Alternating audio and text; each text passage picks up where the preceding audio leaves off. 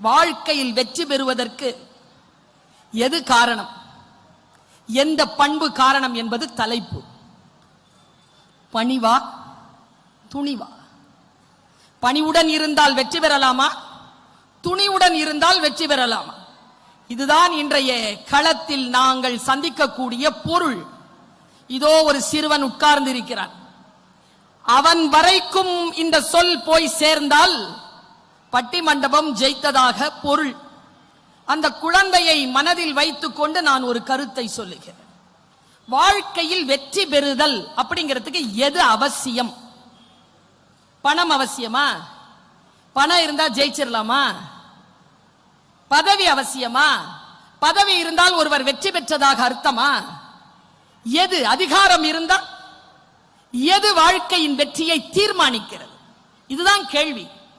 நேற்றைய தினம் நான் ஒரு 7 வயது சிறுவனை சந்திச்சேன். அந்த 7 வயது சிறுவன் உரி அடிப்பீங்கல்ல பொங்கல் நாள்ல, உரி அடிக்கிறதுல பரிசு வாங்கிட்டான். அவனை கூப்பிட்டேன். பெரிய பெரிய ஜாம்பவான்களெல்லாம் அடிக்க முடியல, எப்படி அப்பா உரி அடிச்சேன்னு கேட்டேன். அந்த குழந்தை தந்த பதிலை சொல்லுகிறேன். அந்த குழந்தையின் பெயர் ராஜராஜன் என்பது. ராஜராஜன் என்கின்ற 7 வயது குழந்தை என்னிடத்தில் சொன்னதை நான் அப்படியே சொல்லுகிறேன். சார் கொஞ்சம் தள்ளுங்க, நான் அந்த பையன் கிட்ட பேசிட்டு இருக்கிறேன்ல.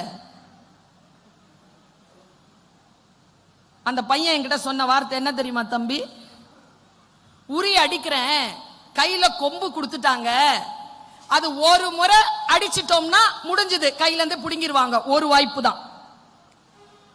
அந்த நடத்துறவர் வாயில விசில் வச்சிருக்கார். விசில ஊதி ஊதி இன்ஸ்ட்ரக்ஷன் கொடுக்கிறார்.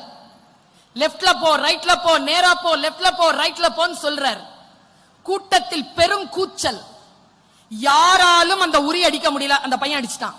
எப்படிடா அடிச்சேன்னு அவன் அடிச்ச உடனே கூப்பிட்டு கேட்கிறவன் சொல்றான், கூட்டத்துல எங்க அம்மா குரல் கேட்டுச்சு.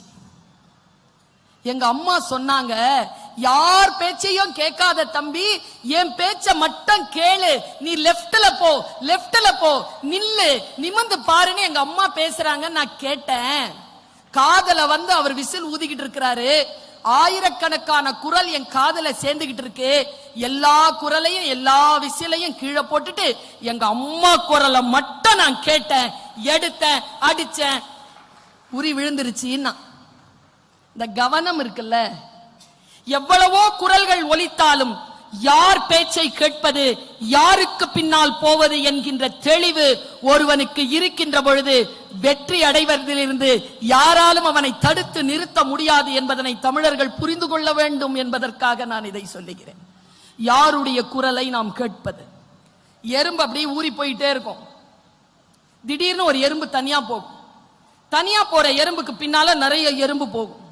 நீங்க பாருங்க, உங்க தோட்டத்திலேயோ உங்க வீட்டிலேயோ இல்ல பூச்செடியில வைக்கும் போதோ அந்த எறும்புகள் ரவுண்ட் அடிச்சுக்கிட்டே இருக்கும். அதுக்கு டெத் போல்னு பேரு. எந்த எறும்பு தவறான தலைமைக்கு பின்னால் சென்று விடுகிறதோ, இலக்கு இல்லாமல் சுற்றி சுற்றி வந்து தலைவனுக்கும் போகின்ற இலக்கு தெரியாது, இவர்களுக்கும் போகின்ற இலக்கு தெரியாமல் மறைந்து விடுவதை போல் அல்லாமல் ஒற்றை குரலை கவனத்தில் கொண்டு உரியடித்த அந்த 7 வயது சிறுவனை போல நாம் அடித்தால் 2026 வரை அல்ல, 2026க்கு பிறகும் இதே சுயமரியாதையோடு தமிழர்கள் வாழலாம்.